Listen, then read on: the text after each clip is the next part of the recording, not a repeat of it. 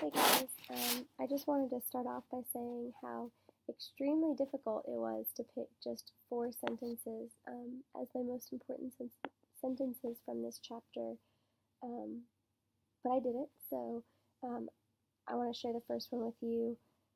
I found, it's actually on the first page of the chapter, it says, presented with evidence that student-focused teaching has multiple benefits for students and teachers. Many teachers have a ready and substantial list of yes, but statements.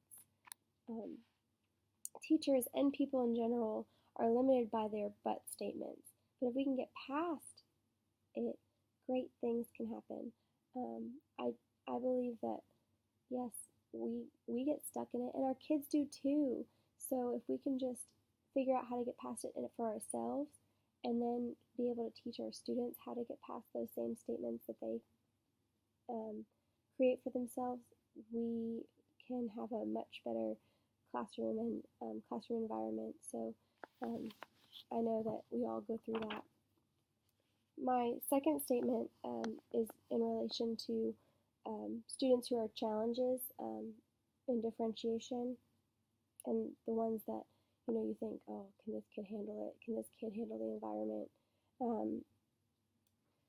So it comes from page 139. It is important to note that virtually all teachers at any given time teach some students whose deprivation, anger, discouragement, disillusionment, alienation, frustration, or trauma are so great that it is difficult, if not impossible, for them to exhibit sustained contribution to a classroom community.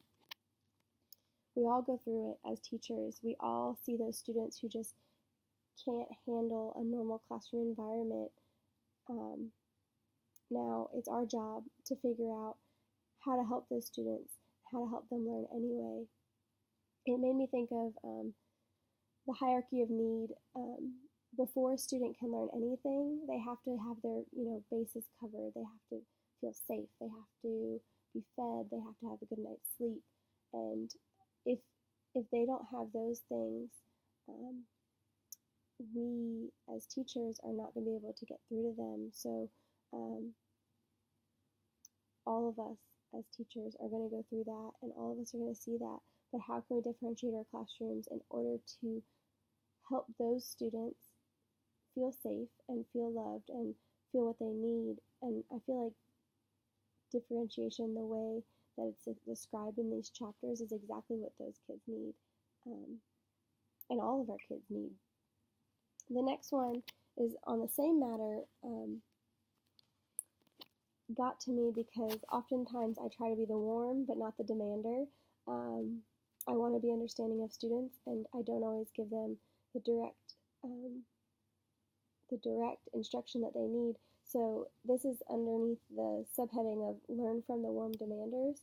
On page 141 it says, I kind of put two sentences here. I cheated, but they don't put up with the nonsense in the classroom talking about the warm demanders. At the same time, however, they communicate to students their unconditional acceptance, unwavering belief in each student's capacity to succeed, and full partnership in the goal of achieving success.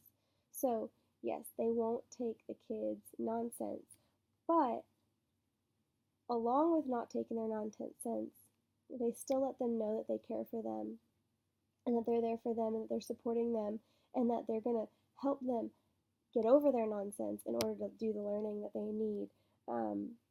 I like the quote down here from Corita Kent as well. It says, once noted that a friend is someone who loves you just as you are and pays you the compliment of expecting you to become something better.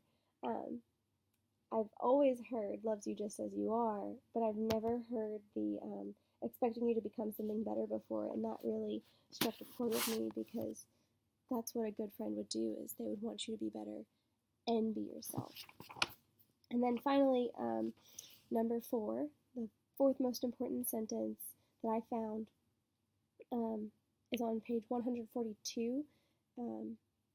I chose to really dig on those kids who struggle in the classroom, in a normal classroom and a differentiated classroom. because those are a lot of the kids that I see in my classroom. Anyway, page 142, it's under the subheading of invest heavily in trying to understand the cause of students' misbehavior. It says, understanding the world from the student's point of view, however, can be immensely useful in helping you determine potentially beneficial steps away from the problem and toward a constructive and long-lasting solution. I feel like a lot of times as teachers, we give consequences and we give consequences and we give consequences, and those consequences aren't changing any behavior.